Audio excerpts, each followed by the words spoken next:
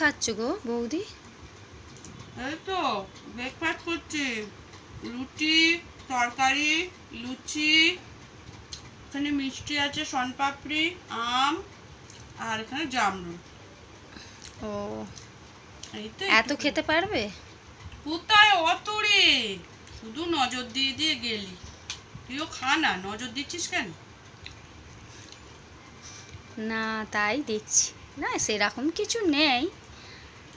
ঠিক আছে।